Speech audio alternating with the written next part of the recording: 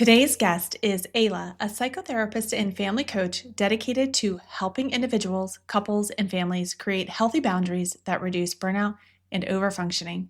With deep expertise in generational trauma, Ayla offers trauma processing practical boundary skills and guidance for navigating relationships, whether that means staying safely or choosing to end them. Her compassionate approach supports clients through meaningful change and healing. Before we begin, please remember the information shared in this episode is intended for informational and educational purposes only.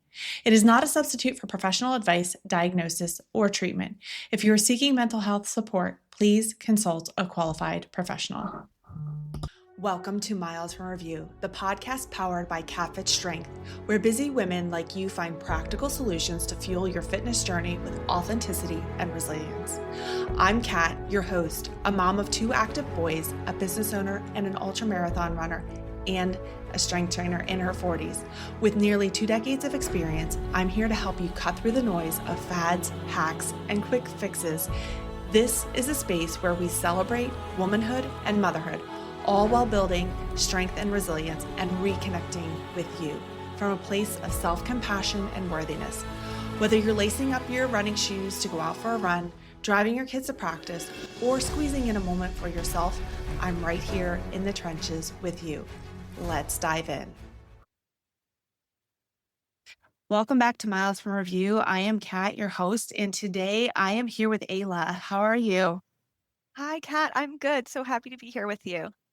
I'm excited about this topic. I'm like, when I was writing out the questions and everything, I'm like, oh, this is going to be so good, not only for my listeners, for my clients, but I think everyone's going to get something out of it. We are going to be talking about focusing on women and moms, those who tend to have those high achieving tendencies that also are very deeply committed to their families, but yet we're tired and we're managing all the things. I'm speaking for myself. I'm the high achiever. I manage all the things, but we're managing the logistics, the emotions, the planning, and our own goals on top of all of that. And half the time is, where do I fit myself in? You're feeling that guilt of being pulled in all the directions. So today we're really unpacking why that happens, what overfunctioning actually is, and how boundaries can shift the dynamic of the home. And it's a lot to cover there, and you have a wealth of experience. Let's start with, what does overfunctioning in relationships look like? Yeah, I was thinking about it. I think this is a great question to start with. The best definition I could come out with is it means doing things for people that they're capable of doing for themselves. So that could mean many different things. It could be speaking for others if they're capable of speaking for themselves, kids, partner, getting in the middle of conflict if we feel that we're helping. It could be giving unsolicited advice or kind of planning what we think is best for someone, doing chores if things aren't really fair in the home. So we're taking extra chores and doing them not just every once in a while, but long term. So all of those things can be overfunctioning that can result in us feeling even more burnt out. I love that definition. And as you were talking, I was thinking about all the times that I go to do things that my kids are capable. And for me, I find it's the urge of, I've asked them so many times and they still haven't done it. Or I don't want to ask them because I know the constant follow up, and that leads to the mental exhaustion and physically following up with it. But then I also ask myself, is this going to help me or hurt me, or help them or hurt them if I constantly jump in? And can be exhausting in that Yeah. respect. It can be, and I think you made a really good point. Is it going to help them or hurt them? And sometimes we don't know, but I use the word natural consequences. So, is there a natural consequence that is natural, that's age appropriate, that we're getting in the way of? And if we are, is it actually hurting them in a way? It's really good. So overfunctioning, looking into the partnership, and the partner appears to be supportive, but there's still that exhaustion where there's that default parent in that landscape, even though the partner, can you talk to that? Yeah, I was thinking about this today actually in preparing. So, If you're a mom, let's say, and maybe you have to go to a fertility doctor. So there's researching fertility doctors, making appointments. Maybe they tell you to take a supplement, then you have to research the supplement. So you can have a very supportive partner, but I think that oftentimes there are things that we're taking care of that the partner might not even be aware of, or it's hard to understand and then we could even say, oh, I'm going to the doctor, and so maybe this is my responsibility.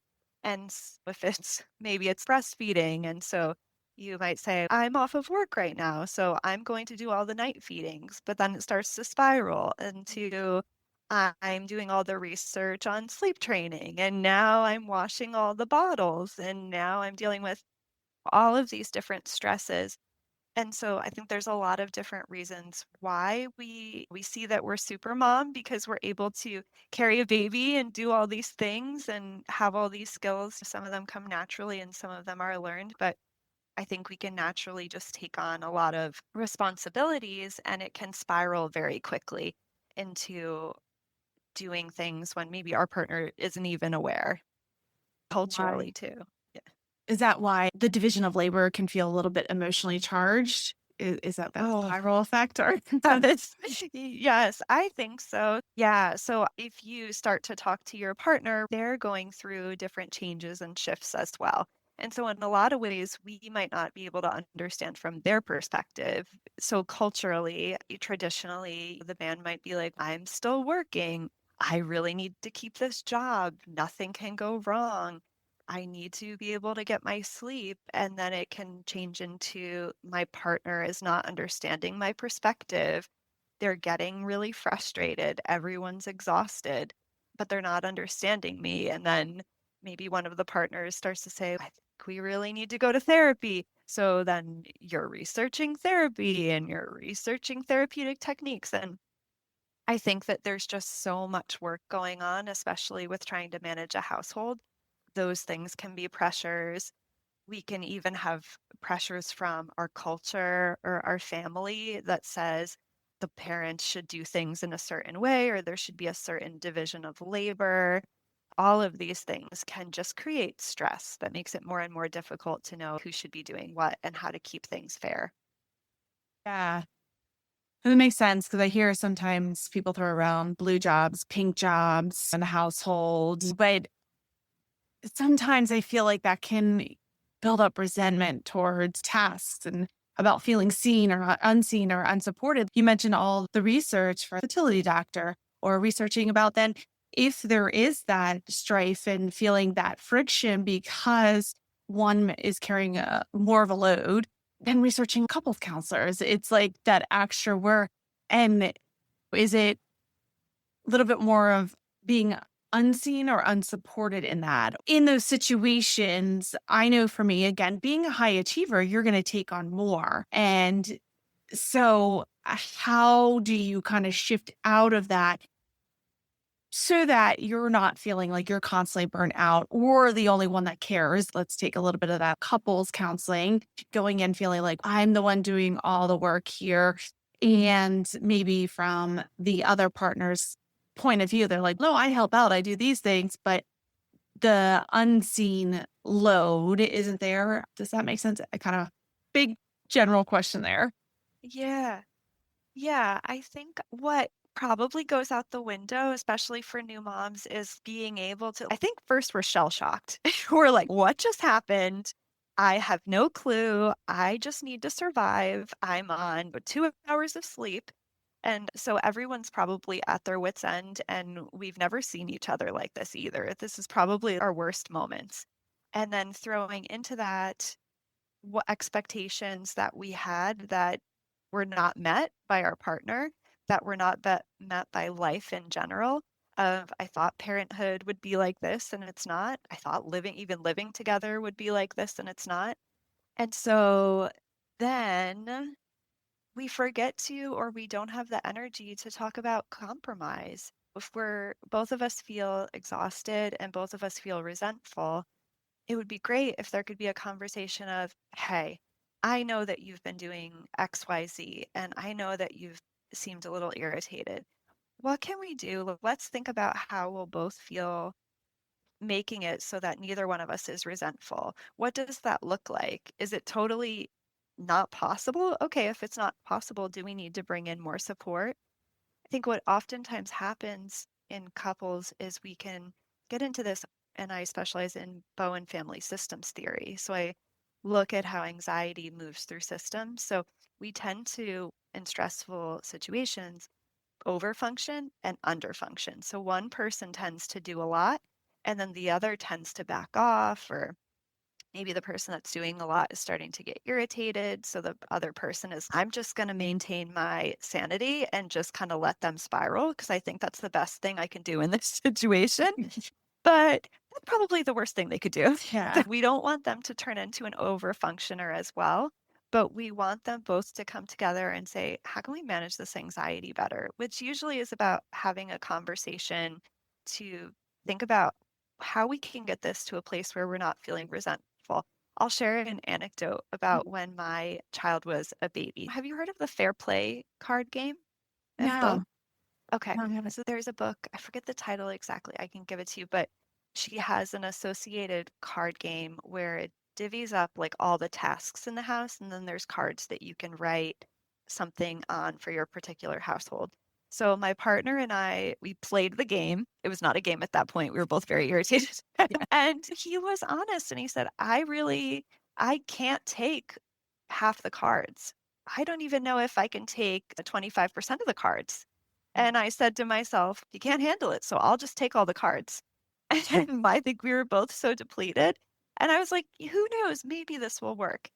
Needless to say, it did not work. And so the resentment just slowly built.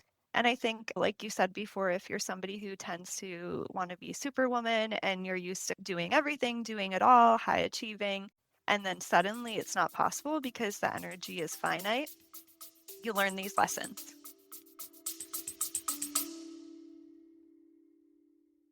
Are you curious about CatFit Strength? Well, CatFit Strength is designed to help you achieve your fitness goals with confidence and clarity. Whether you're a busy mom juggling multiple responsibilities, a woman navigating unique challenges of prenatal, postpartum, or perimenopause, or an athlete looking to enhance your performance, CatFit Strength has you covered. Let's get down to it. CatFit Strength offers personalized programs tailored to your unique needs, goals, and ensuring you get the most out of every workout. Expert guidance provided for you with the understanding of the importance of balancing strength training, cardio, and mobility. Flexible workouts designed to fit into your busy schedule, whether you're at home or at the gym or on the go. So why choose CatFit Strength? I believe in creating sustainable fitness habits that adapt to your lifestyle. I focus on helping you lift effectively, move better, and feel stronger every day. Plus, emphasis is on realistic goal setting, celebrating every win, and helping you stay motivated and inspired.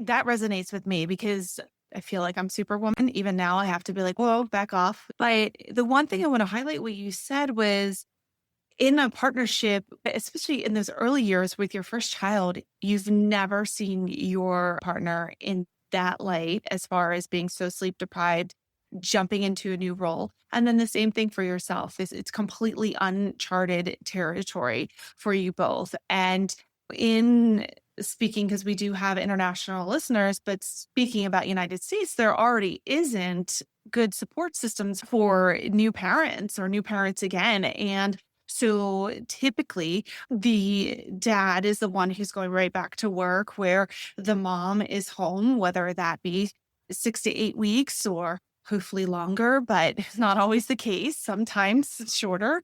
And it's just, you just are like, here's the baby, just function. And it's really hard. That card game sounds kind of cool. And even just that analogy of seeing the breakdown of here's a card, I don't know if I can handle all or not, but this is a great segue going into boundaries. This is something that I know growing up, boundaries were not modeled at all. boundaries were put as being selfish, egocentric, like how dare you, or alienating. But I would love to hear what is a boundary and what is it not, and why. And I'm going to compound this question, but like, why would it be important and how to establish them? I know people have a lot of times, like in social media, people are like, I'm going to cut them off because they didn't respect my boundary. The good thing that I teach clients about boundaries is that you determine what your boundary is, one, and a lot of us don't know what our boundaries are. We just have a lot of anger and irritability, and we're trying to do it all, so we shove it down. So that is one good thing. We can determine what our boundaries are. No boundaries are like wrong or too much because all a boundary is, it's the limit for me to have a healthy relationship with someone where I don't feel resentful. And then what I'm going to do about it if my need is not being met. A boundary is not a punishment to anyone else, it's nothing punitive. And if it's coming off that way, then it's not exactly a boundary. And we're maybe punishing someone, or we're not accepting the situation, or we're not really in touch with our boundaries. What you said that resonated with me about not learning about boundaries growing up. Same with my family. Boundaries were, the idea was that you were coupled with somebody and you always had to fill each other's gaps. And that's tough because if I don't have anything left and I'm trying to fill someone else's gap, then who fills my gap? Also, if both of you are depleted, you're not going to be able to have any creative solutions that come in. Maybe I say to my partner, I really can't handle anymore. Let's talk about a solution that maybe a compromise neither one of us like, but it's going to result in the least amount of resentment. In my family, those conversations didn't really happen, so there was a ton of resentment. So that was part of the reason why I went into this work as a therapist. Boundaries dictate how you'll handle it when your needs aren't being honored. The card game would be an example. I just said, I'll do more. But if I had said, I think that we need to come up with a compromise. Let's talk about it. Maybe we think of a creative solution, which is to not check the mail for a month. Hey, maybe that needs to happen. Nobody wants the mail card. Nobody cares about the mail except for those Amazon packages. But but yeah, nobody cares about those stupid mailers. Maybe the dog waits, I don't know, 3 weeks to get a bath instead of getting a weekly bath. But I think having that conversation versus just stewing in resentment is really important. Sometimes people aren't going to respect the boundary. And if that's the case, then it dictates how you're going to handle it. So maybe unsolicited advice is a big one. Unsolicited advice can drive me nuts. But some people can't help themselves. They want to give you advice for whatever reason. They think they know best. They think they can help you. They struggle with seeing you suffer. And so if they continue to keep giving you advice and you've asked them, hey, really, I'd prefer that you don't, then maybe we cut the phone call short. It doesn't mean that you're cutting them out of your life necessarily, but it just means, hey, I gotta go. They can't help themselves. So I need to do what I need to do to maintain the relationship and take control of what I can, which is my behavior. One of the things when you were talking that came up, especially about boundaries and figuring out that creative solution where it can be a source of contention is, and of course, it just flew out of my brain. 1 second. I will edit that out. Like, A lot of information. it was like right there. And I was like so tuned into what you were saying. And I was like, don't lose it, don't lose it. I'm like, but this is really good. Yeah. So with boundaries, one of the things I found is I was playing the super woman attitude with my own workout and training, and I could take on the kids plus train myself. It wasn't that I don't need to ask for help because I'm super strong, but I have more of a flexible job. And when my kids were little, they weren't in grade school. So there's a lot of unstructured time. They need me more. There was more days off. So I would be like, I can handle it all. My husband worked at more of a traditional 9 to 5 or whatnot. So it's like his time was more carved out. But what I was finding was I wasn't establishing the boundary of what was really important to me, that I needed to get a workout in, not always around the kids. And I would started getting resentful towards him because he would finish work. And even though the plan was he was going to get a workout in, he would go off to work out and I was fine with cooking dinner. But I found myself getting really resentful because I'm like, why does he get to go have a workout without the kids? And now I'm here. I've worked out with the kids. I've worked all day. I've gotten them to and from school, entertained them. I'm cooking dinner. It just, the laundry list would build up. And until I stopped and had a conversation with him, I never knew you wanted to, you just handled it. I didn't know. Of course, let's work out a plan. And for me, I was kind of like, but why would I have to say that? Couldn't you see? Because it was like Isn't that it obvious? unseen. Yeah. Yeah. So that's where I find it can be tough. And then also, I know overcoming that internal story of it's selfish to take time for yourself, whether it be training or even a hobby or socializing. But to your earlier point, is when you're so depleted, who's going to pour into you? And those activities can pour into you. So you're not feeling like all I'm doing is working and momming. Where is me? Oh my God, yes.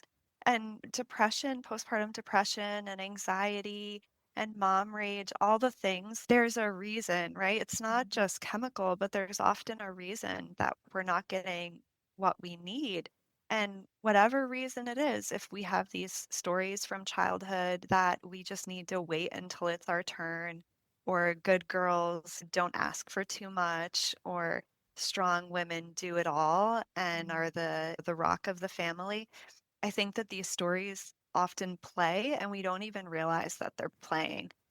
Then if we feel guilty about it speaking up to begin with, and then when we finally do speak up, we're like, you didn't even notice. And then it's kind of like our partners, whoa, you're acting crazy. You're too much. You need to calm down. And then it just escalates things further. And then we just start to internalize the shame again, which we felt to begin with, which is, oh, he was right. I was too much. I think it's just could be a cycle. So oftentimes getting specialized therapy on boundaries, this is the reason why this is my specialty, because there are so many stories that come into our relationships, our understanding ourselves, our sense of self, and how we represent ourselves in the world and in our relationships. And if we can break them down, if we can see the generational patterns, if we can see the impact of society and our childhood, it can make all the difference. We can choose how we want to show up and how we support ourselves and how we show up in our relationships. It was one of those things where I'm obviously speak for myself, but as I kind of entered into motherhood, in that I always regarded myself as a strong sense of knowing myself and being like very firm and knowing who I am. But then motherhood has this great way of humbling you. And I was like, I know nothing. It wasn't until my second child, I had postpartum PTSD. And again, a little disclaimer, you don't have to have postpartum depression or anxiety or postpartum PTSD to have these realizations. But working with a therapist going through postpartum PTSD, I really started to understand some of these stories that maybe had been in my subconscious or wherever up there, that they were in a slow whisper, I will say, and they weren't loud. And then I started to listen to them. And that was at the part where I was like, I need to change my story. And if I do that, I'm going to change my life. It impacted me in a very positive way, not overnight. It takes time, and time and slow progress doesn't mean bad progress. It can mean really good progress. And so it was interesting to hear the stories. And for me, when I was taught be strong, be firm, be a good wife, be the good mom, be successful at what you do, achieve, that was ingrained in me, that it was like, no, help isn't a weakness. Admitting you need more support in an area is actually strong. It doesn't mean you can't handle it. It doesn't mean you're not worth it or you're not doing well. It just means you're human and you have people around that can help support you. I love that. I know generationally, sometimes I'll pretty much with all of my clients, we'll talk about generationally, if you had this told to you that you have to be strong and you can't ask for help, where did that come from? Because odds are it could be in your parents, but it could be in generations prior. there could have been a war, and the way that they coped was to do everything themselves. I think sometimes talking about family systems theory talks about how anxiety moves through systems and how we deal with stress. And if we know that maybe this is something left over from past generations, it almost makes it less personal. So it's easier to change now. And it doesn't feel so, this is about me right here in the here and now. Maybe it was a coping skill that your family adopted. Maybe there was a death or there was a very severe medical illness and or a very traumatic birth. And stress does a lot to family functioning. Where did the stories actually come from? Yeah. Two books came to mind when you were talking. I don't know if you read them, but The Body Keeps Score is one that talks about just not only in our own body, but it, to your point, it can be passed down through generation. And then this isn't a book, but it was a study that showed that with moms, the more stressed out they are, the babies can also be stressed and feel the stress. And that can come out after birth. And it was a really interesting study. It doesn't mean if you are under stress times or anything like that, that your child is your child's going to be fine. It's just, it was a really interesting story how the stress can be passed down to your point. And another good book talking about burnout and systems is the book Burnout. Have you read that book? It's No, I don't. I think I might have started it, but no. yeah. Um, Yeah. I can't remember the authors, but they are written by two sisters. But it's a good segue into the burnout because burnout talks about how some of the generational and how it's passed down and how it shapes your story. It is one of those things. How do we know burnout is a communication issue versus a deeper trauma response? Digging deeper to that, is it how I maybe saw partnership modeled from my parents or past or just past relationship experience where it's coming up in me and is it communication versus a deeper trauma response? Is there a way that someone listening to this, again, we're here for informative purposes, not diagnosing or treating, but they can articulate its communication versus a deeper trauma response? A lot of clients come to me and they're at their wits' end. They might have a adult child who's addicted or a parent or a partner, or it might be like a toxic relationship, or they're worried it's a toxic relationship. And they're like, is it me?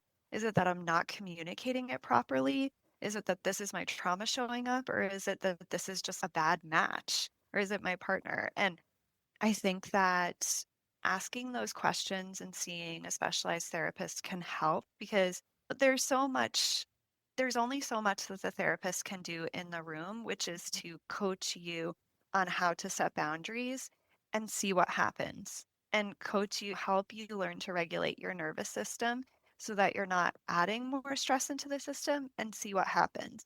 And I think that whether other people figure out if they're the reasons why they're acting like they are because of childhood trauma, right? They may or may not. Your parents may or may not get help or whatever. But when one person in a system, again, family systems, when one person changes, the others in the system have no option but to change because you're acting differently. So even for example, short and sweet, you set a boundary. You avoid over explaining. You do everything right because you've probably had the conversation before and it fell on deaf ears. And so you're like, I cannot come to visit you Sunday, mom, but I will come monthly. If you give too much information, she will try to convince you of otherwise, say you're wrong, say you're bad, say you're mean. But if you are short and sweet and then you just repeat yourself and she's, you're mean. And you're like, that may be true, but this is what I have to do. You just see what happens. That's like a reasonable request, right? You may or may not be able to come as much as they want. It may or may not be, but that's what you have to do to avoid feeling resentful. So that's what the boundary has to be because that's your bandwidth and that's the reality. Is it because of childhood trauma? Maybe, but are you going to be able to get through that childhood trauma if you're constantly subjecting yourself to total depletion? No, you're going to just remain stuck. So seeing how other people respond, like it may take them a little bit to adjust, but you can see like normally people kind of give up and they respect your boundary because they realize that you're not trying to argue with them. You're just trying to keep the relationship healthy by having a limit. Compromise is okay, and you don't need to sacrifice your well-being to have a healthy relationship. And you probably should have had the boundary to begin with if if somebody's, "No, don't do that." That makes sense. I talk to my clients about the boundaries with their workouts, how it can be almost hard for me, I tell them, I'm like, schedule the time, make sure it aligns with the household. I'm not telling clients, just don't pick up your kids. It's look at your schedule as a whole, and it's okay for you and absolutely within the parameters of relationship and yourself to have that boundary. Be like, this is my workout time. Once you have that, you're going to allow yourself. And it can be sometimes met with, what if something else comes up? And it's life is always going to happen. Something will always come up. That's where is this an emergency, not maybe medically or something like that, but is it maybe work related where you have to do it right then and there? Or is it a partner maybe not respecting, or even a child not respecting? Okay, within reason, I'm not saying push your toddler away that doesn't understand. What is it? And then go from there. If it is something that the inner life thing that happens comes up, you can always adapt your workout. Maybe you set out for a 45-minute, but young kids or even my kids will have a question on their homework and it slows me down. And I have to tell myself, because I'll start panicking, you had the time set up, and I'm in the business. I tell my clients, I'm like, it happens for me. My mind is like, "Oh, you had the time set up. Now you're going to be late. Now you have to cut it short. You should have planned better." And stop. Now answer the question. You're still going to be able to address yourself, fulfill your needs there, but we need to just be present here and adapt. It can be hard because our mind can be, again, going with that being a high achiever. It's like, I should have it all handled. I should have planned better. It's so hard too, yeah, because sometimes the plan doesn't get thrown off because of something you did, but it's something external. And I think, yeah, I totally get what you were saying, the panic. Oh my God, it was supposed to go a Yeah. certain way. Like you said, thinking about what are emergencies and then what do you have control over versus what you don't. And sometimes when we overfunction, we could meet others' needs and our needs kind of go by the wayside. Sometimes it's something that is really important and you want to address it right away or it's quick. And other times it might be, "Mom can't help you right now. And I'm going to help you at 5 o'clock." And repeating yourself a few times, write down that question. "I'm going to help you at 5 o'clock." And actually helping that setting the boundary for them helps them feel the natural consequence of discomfort having to write it down because that's annoying. They want their question answered right now. And Yeah. so sometimes that's going to be the case and sometimes it's not. Sometimes it's a welcome interruption, maybe because you're having not the greatest workout, and then you'll get back into it and it'll be better after that. But having the license to ask yourself those questions, and you're not too much for having needs or for getting irritated or for not thinking it's a good idea to throw out all your boundaries. Yeah, I love that. One thing when you were talking there, it reminded me of one of the things, obviously we had to reassess a boundary, and it in the framework of I am by nature the default parent. And I feel like there's always going to be a default parent, no matter how boundaried or how the division of labor is set up. It's just the nature of the beast, if you will, of parenthood. There's always going to be one default. And for me, sometimes it's like I'm going to my workout, and again, the kids, they know when you're going to pay attention to yourself. They just have this great knack. Or I could be on a mission and going to something and I'm going to be indisposed. One of the things that I had to reassess with my husband is like, when I say I am like going to do this, even though I'm in common space and I'm on the way, if you could intercept the children. Or the other thing that has happened that would just perturb me. And I knew my husband was not doing this maliciously, but he would be in the common space. I would be doing a workout, and one of the kids would come in and talk to me and be like, "Can I have a snack?" And I'm like, "Where's your dad? This is my time." It's that reassessment and just being like, "Hey, what happened? I get it. People need to use the bathroom or they might step out, and your time can be interrupted, but for me, I found that I was like, I have to follow up and be like, "Hey, just so you know, but if you could step it up here, it could just help calm me a little bit." Not that you have to step on eggshells, but it's like, this helps me just get my head in so I'm not frazzled, because I'm always going to stop and help the kids, or I'm going to pause my workout so I can go help. So to me, I'm like, that's a reassessment of boundaries. It's, hey, you're doing awesome, but I need a little bit more support here. I love that. And normalizing having these conversations versus it being this like very stressful, oh my God, what is the outcome going to be? And brings everyone's stress levels up. I think it's like there's a lot going on in the household. There's a lot of communication that's necessary. If you're somebody who doesn't like communication, it's probably going to be very difficult to run a healthy household where things are fair because things are constantly changing and need to be tweaked. And with the kid growing up, every single stage, every day seems different sometimes. So different plans are needed. Parenthood does not get easier. Some things get easier and some things get harder. And I know that the one thing is talking about boundaries and talking about just, I don't know if it's partner check ins, but like, where are you at? Are you getting your needs met? Or even just going into March is coming up soon at the time we're recording this. And I know for my husband and I, we've had to learn a little bit by default because our lives have gotten really busy between two career household. And now as the kids grow, they have their own activities and nobody's driving yet. And kind of good and stressful where I'm like, can someone drive please? We've had to be conscientious of taking that pause that it's okay. We're going into a really busy time. What do you need for not just career, but yourself? What do you need in this time? What do I need in this time? And you said this earlier, and I thought this was so great that it's not just filling in the other person and just knowing, but boundaries also sometimes, to your point about the mail doesn't get checked. And so we have that clear understanding of we're going to ignore this and it's not going to fall on anyone's shoulders. Or I don't like dirty dishes in the sink overnight, but there are times where I'm like, you know what? This is not a today problem. And I fully accept this is going to be tomorrow's problem, or we're going to get through this. And I don't feel that guilt of, oh, I should be getting this done. And I'm super tired and I just want to relax. And it's helped me and both my husband just find that common ground. And I've seen it start to trickle down with my kids where they'll ask, I'm really tired tonight. I know this needs to be picked up. Can I just leave it here? Sure, totally fine. I think this is me helping them establish boundaries and communicate. You can correct me if I'm wrong. Yeah, I think everything can be modeled. Perfectionism can be modeled. Boundaries can be modeled. And that's a tough part, maybe, and a beautiful part about having kids. We can do our own work and it will really change generational patterns and it will really help them, right? Because they're getting information from society, from the greater family at large, from the culture. And so these healthy habits, I definitely think, yeah, that's awesome that they notice. I guess they say kids notice everything.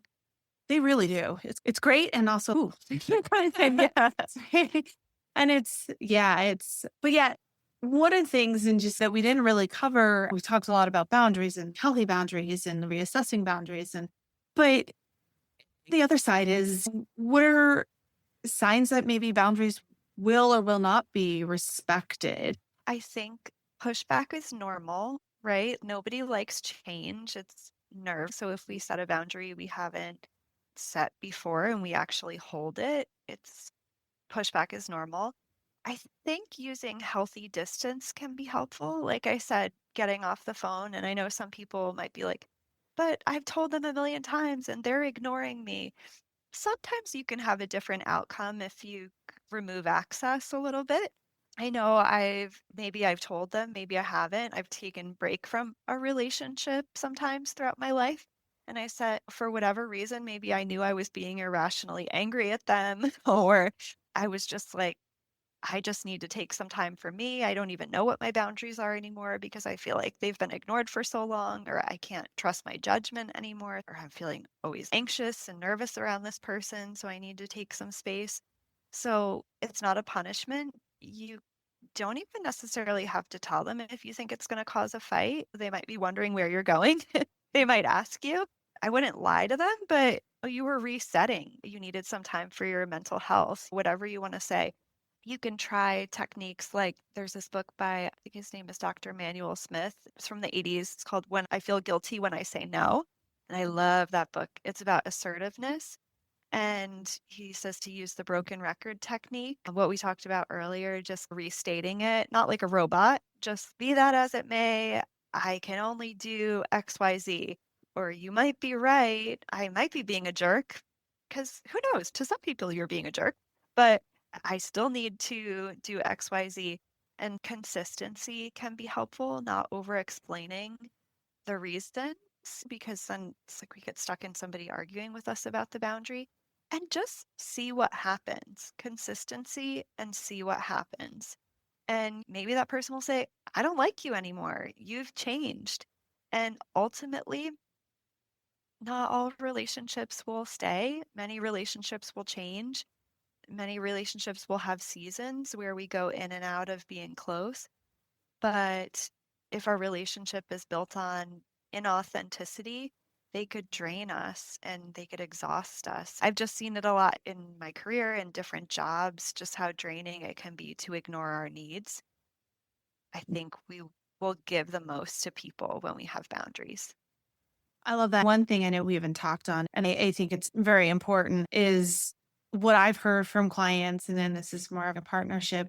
And even they've even said about friendships or whatnot, is when they establish a boundary and that person is no longer in the life, how much energy they feel restored to them and calmness. And you said it earlier about the nervous system. It is something that isn't talked about enough, in my opinion. And it's something that I know for myself that I knew when I was a college athlete and in the beginning parts of my career as a college track and field coach, and then moved into what I'm doing now. I knew of it, but I didn't understand the full impact of how the nervous system truly impacts the entire body, not only from a training standpoint, but from a fully functional standpoint, from mental clarity, physical clarity.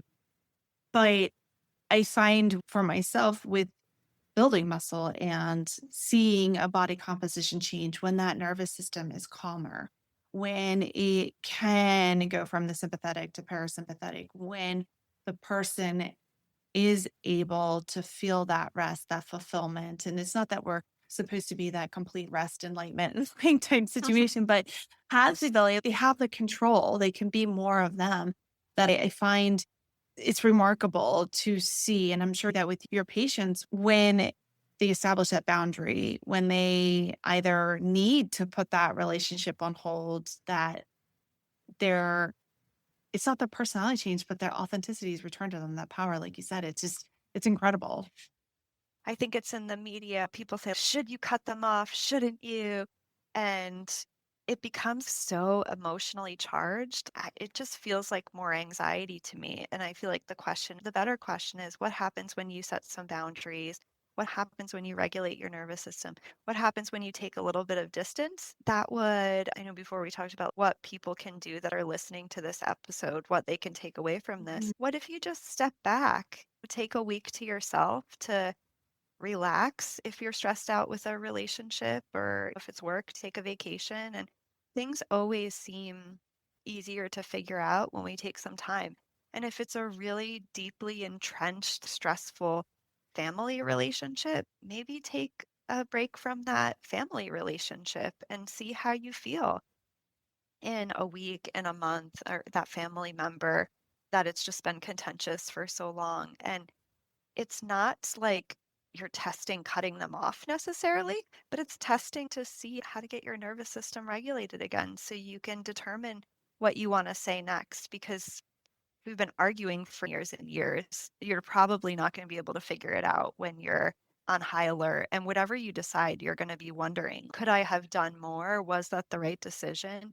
If you cut off from a relationship when it's like an explosion. I love that. That is so useful for so many. Again, as we've already stated, so often, just culturally and generationally, we were raised that it's like boundaries are selfish and you shouldn't cut people off. And especially, I like that you talked a lot about family, because that is something that it's don't cut out family, don't pause family. But I think that is something that we need to listen to ourselves. We owe it to ourselves that no one is going to pour into us when we're empty, or no one is going to be there except ourselves. And then when you take that step back, you can really start to see who's there, who fills you up, and how to fill yourself up. And this has been so incredible. I know I got a lot out of it. And I definitely, I'm like, I never heard about that book. What was it? I Feel Guilty When I Say No. Yes. I have a hard time saying no. I'm like, sure, I can do that. And then, and then I Yeah. wind up being like, oh, I took on too much. So Yeah. Really good. yeah, this is awesome. And I know we'll definitely have you back. And for all those listening out there, if you have questions, you can definitely message the podcast. We'll have Ayla's information in the show notes for you to reach out to her. And if you want to just share where people can find you here, like I said, it'll be in the show notes as well. Yes, I'm on Instagram at Ayla the therapist. There's my website, and you could email me, or my phone receives calls or text messages if you're interested in therapy. And I see clients in New York, New Jersey, and Pennsylvania virtually. Awesome. This has been so great. Thank you so much for coming on. Thanks for having me. Thank you for tuning in to Miles from Review, powered by Catholic Strength. If this podcast inspires you, don't keep it for yourself. Hit follow or subscribe to stay updated on the new episodes, and leave us a review to help more women and moms discover this space. Your feedback fuels this podcast, and I'd love to hear what's working for you or what topics you want to dive into next. You can connect with me on Instagram at CatFitStrength, or share this episode with a friend who is ready to embrace her strength. Remember, fitness isn't about perfection. It's about showing up for yourself and finding strength in every step of your journey. Until next time, keep moving forward, 1 mile at a time.